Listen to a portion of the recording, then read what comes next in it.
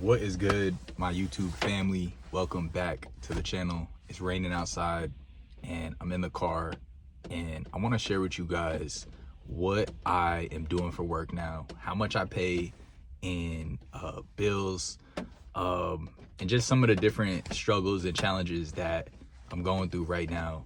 I recently turned 30 and I'm at an age where I think I should have more in order, and that might be a cultural thing, that might be that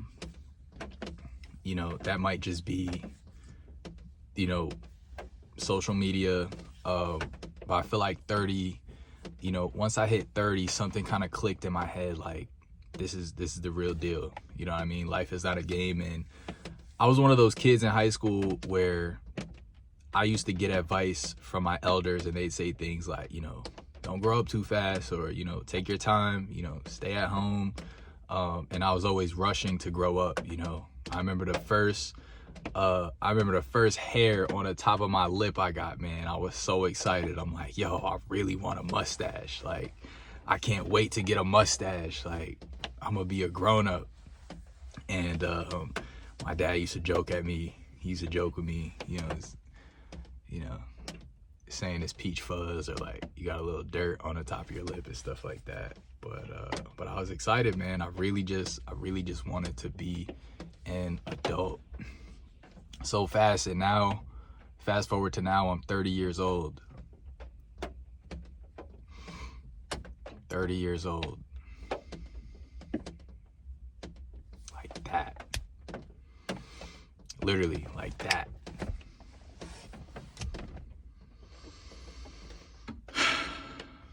So what have I been doing for work? I have been working 2 jobs. I manage Instagram accounts on, I manage Instagram and social media accounts for small businesses. And I am a editor for a big YouTube channel, for a content creator who live streams. Some of you guys know who I work with. And so the one job pays, the one job I do part-time. I guess you could say I kind of do both of them part-time, depending on the demand. But the I guess SMMA, you could call it, the social media management, that pays anywhere from $15 to $2,000 a month. And then my other job, working with the content creator, that pays anywhere from $1,000 to $4,000, depending on the demand. And this month was super busy. December, I was on call dang near 24 hours. And so the paycheck for that is gonna be pretty good. How much do I pay in bills? My rent right now, including utilities and everything like that, comes out to about 16, 17, depending on the electricity usage. It could be higher, but I try to minimize that. But it's cold out, and so I need my heaters. You know what I mean? It's cold in the house. The windows aren't the best. They're not perfectly sealed, and it gets cold, man. It gets cold. I'd be lying if I say I haven't been running up the electricity with my heaters. Every day I got heat on, literally every day. And yeah, I think I do a better job of just like closing off the rooms that I'm in. But this is something that I have to manage and I have to deal with, especially living alone now. I used to have a roommate. He moved out, so I'm living alone. I'm paying for everything, and that's another thing. I feel like at 30 years old, and again, it could be cultural, it could be social media, whatever, but I really want to be independent in like the financial area. I really don't want to have to rely on anybody for like my living situation or like anything really, you know what I mean? I really don't want to have to be too dependent. And I feel like 30 is a good age to, like, if you haven't figured it out, like for me, to just get it figured out. And not saying I haven't figured it out. Thank God I've been really blessed. I've been really blessed this year. The year started off really rough, like really rough. I had a small business that I was running, and that was making me a few $100s a month.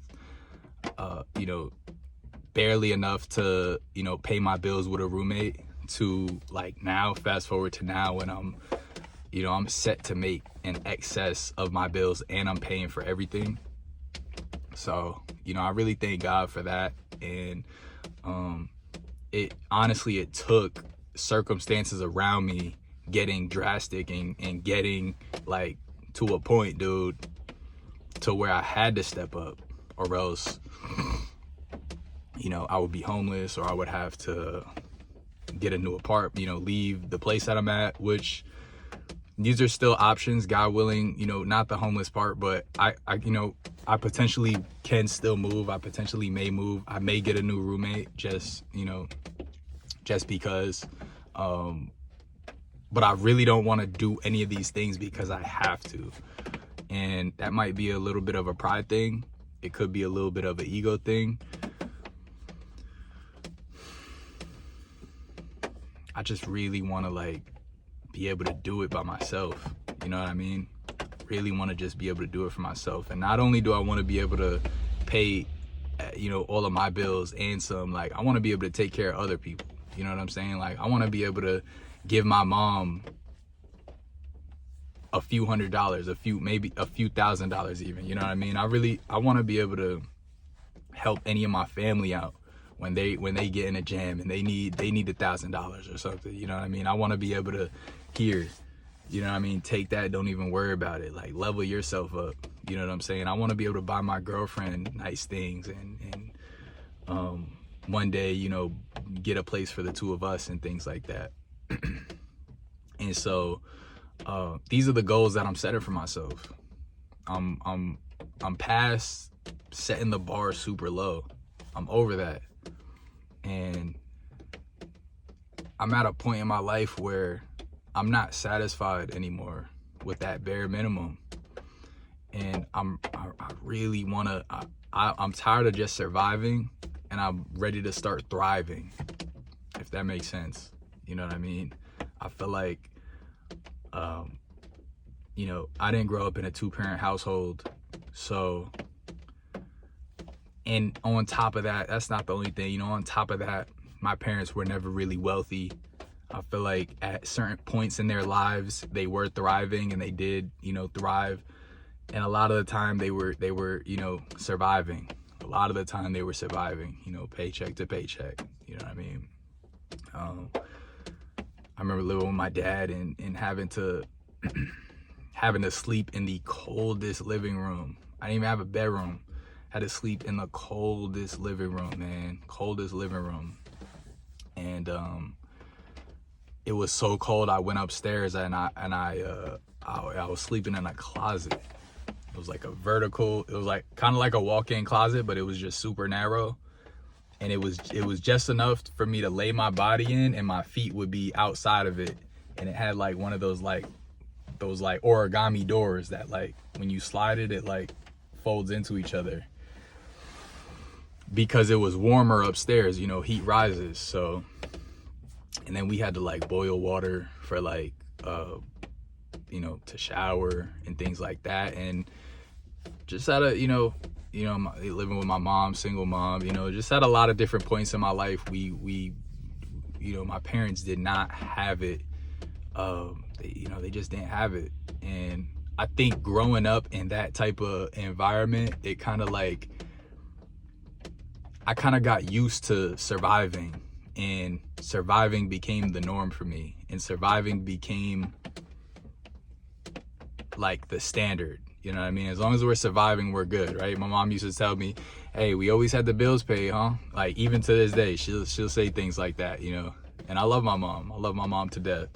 She's done too much for me.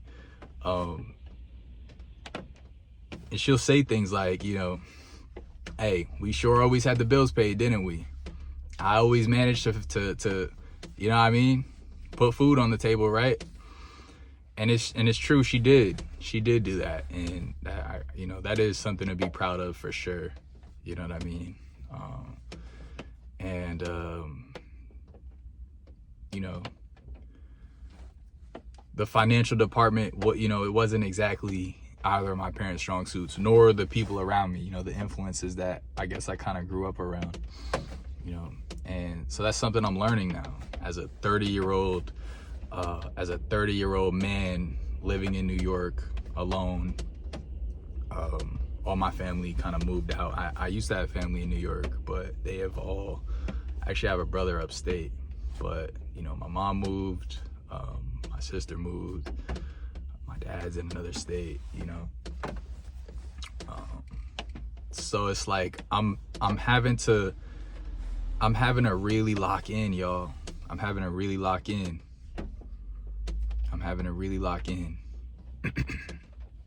and just figure it out and just exhaust all my different options.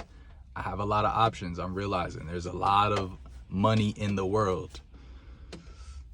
A lot of people, sports betting is going around, and that's big. You know how much money is being passed around on a daily on these sports betting apps? I do not recommend sports betting at all. I think it's a scam. You know, how is the casino give, you know, how do you think the casino's giving those big payouts? Because they're taking big payouts, you know what I mean? And how are they paying employees and things like that? Because they're getting even more than what they're paying out. So you're kind of expected to lose with that type of thing, but it's a lot of, I say that to say there's just a lot of money being passed around. You look at things like Bitcoin and cryptocurrency and like these stocks that, you know, have big spikes. Excuse me. I got a little lingering cough. I was sick for like sick for a little while when the weather started changing. But cryptocurrency and stocks, you know, big spikes and big drops. Somebody's making money on either ends of those, and sometimes it's big amounts. You know what I mean? You look at even here on YouTube, you see those videos and you're recommended, you know, I made this much on YouTube, I made that much on YouTube. Is a lot of money out here to be made, and I'm at a point where I want to exhaust all my options. I'm ready to start exhausting more of my options than I have been. I've been working a 9-to-5 job my whole life.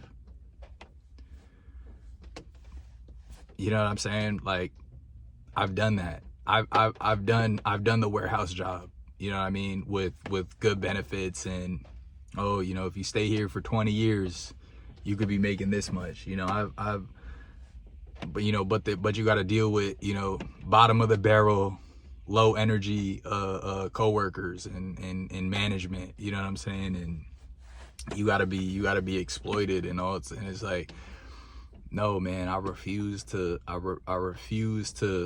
just work hard and you know what I mean, save my money. Camera died, but yeah. I refuse to just, you know, hey, if you work hard and save up, man, you could buy a house and you know, you could be rich one day. No, I'm ready to start exhausting all of my different options. And so I want to say beginning of last year, I started a small business that included, you know, making YouTube videos, posting on YouTube dang near every day. And I added a clothing line to my brand Project Campbell. Some of you guys might know me from that. Check it out if you haven't. We make, you know, I make the best handball attire in the city. Go give it a, you know, go give those pages a follow. Subscribe to the YouTube channel. Grab you a hoodie. You know what I'm saying? Some of the most comfortable hoodies you've ever worn. If you got a lady, buy two, because she is gonna steal it. It's guaranteed 100% your girl's stealing that hoodie when you buy one. And I'm at a point where I'm opening my eyes, I'm expanding my mind to more opportunities. And so a couple months ago when my roommate moved out, I said, look, you're almost 30 and you know, you have more options than you're exploring. This is what I was telling myself. I'm like, you have more options than you're exploring. I've been doing a lot of studying on YouTube. I've been just meditating on the idea of thriving and being successful. And I realized I gotta think outside the box. I gotta do more than what I'm doing. My energy is here, and I need it up here if I want to, if I want to achieve the goals that I want to achieve. And I said before that, like, I feel like 30 is an age where I feel like I should have things in order, but I'm not restricted to that, ideology. I think everybody has a different time. Everybody has a different path, a different journey. If you look at some of these top streamers, some of them are 19, 20, 21, and every generation has people like that. You know what I mean? And also, you also see people who get started on social media and they're like 70 years old, but they're thriving, right? They started and now they're thriving. And, everyone has a different journey. Entrepreneurs, self-made business people. And I say self-made, but everybody has a support base. Everybody has a team. Everybody has mentors and things of that nature. And it's different timelines. You know what I'm saying? Everyone has a different timeline. Everyone has a different process. Are there formats? Are there templates? Yes. But it's not going to happen the same way for everybody, right? Some people become overnight successes, right? They post one video on YouTube and it goes up, right? I know somebody whose first video went viral and they just kept building off of that success, right? And then you also have people who, this cough is trying to get out. Hold on. I just let it out. And then you have people who post 3, 4, 5 years before they get a video that takes off, or 6, 7, 8, 9 years before they get a video that takes off, or they post for 1 year before things take off. Everybody has a different process. You know what I mean? For some people, it's their first video. For some people, it's their 10th video. Some people, it's their 100th video that takes off and they find success behind that. And then you got people who find success in certain areas and they transition to another area, right? They got good at something that they don't like and they transition to something else. Everyone has a different path, and then they transition again. It's like when you go to college. For some of y'all who have been to college, you sometimes you might end up switching majors. You go in thinking you like math, and then you get in there and you're like, I don't even really know what I would even do with a math degree. I'm gonna do biology. I really like, I really like nature. I want to get in touch with like biology and things like that. And you do biology, and then you get there and you're like, this is a little too much science. Like this is more science than I thought it was. And there's like math in here for some reason. I actually like history, you know what I'm saying? Or art or music. And then you switch to that, and you got to try things, right? And so going back to exploring options and exhausting, everything that you have at your, at your fingertips, man. We're in the age of technology where we're so connected. We're so connected, and there's no shortage of information. There's no shortage of access to information. And, that's basically where I'm at with it as a 30-year-old man. I can't believe, when I tell you I can't believe I'm 30, like I believe it, like I want to embody it and I really want to embrace it. You know what I'm saying? 30 years old. It comes with a level of maturity, and I know for some people it comes with like a stigma, like maybe out of touch, maybe old, you know what I mean? For probably like a younger generation, I think it's safe. It's probably safe to call me Unc now. I think people could call me Unc now that I'm 30, and that's cool. You know what I mean? That's cool. Again, maturity. You know what I'm saying? Maturity, responsibility, right?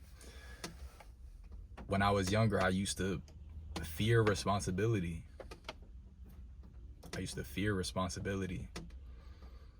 And I thought it was a bad thing. I thought it was something that would hold me back.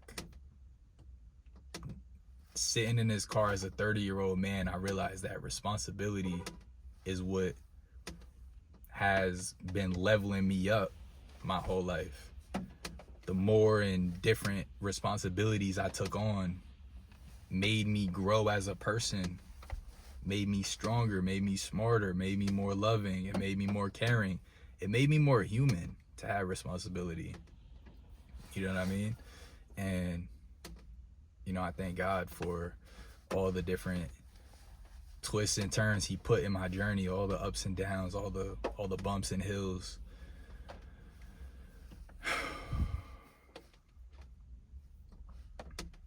So that's where I'm at with it. Hope you guys enjoyed that video. If you did, like and subscribe to the channel. I'm gonna be posting a little more often on here, just letting you guys know what's going on in my life. A couple other bills that I have. Car. Oh man, let me get started on a car. Can't even get started on the car. Y'all could feel the stress through the camera when I just say the word car, because it's a lot. But we gonna get it figured out. You know, gas is about $45 to fill up the tank. Insurance, it's about $180 every month. I gotta pay for registration. I think that's gonna be $2 and change. I do have traffic tickets. Traffic tickets. I live in New York City, and you could get a yeah, I've gotten tickets for going 31 miles per hour in a 25, and it's just a clear open road. It's just the most open road you've ever seen. Not a soul in sight. But because you wasn't, you know, because you wasn't driving like a snail. It's a little scammy. It's kind of a scheme that they're kind of like farming just extra revenue by policing like cars with these traffic tickets and things like that. So that's like I'm up to like $900 because I got into like a little jam where I wasn't making enough income to pay them. And the thing with these tickets is the longer they sit, they add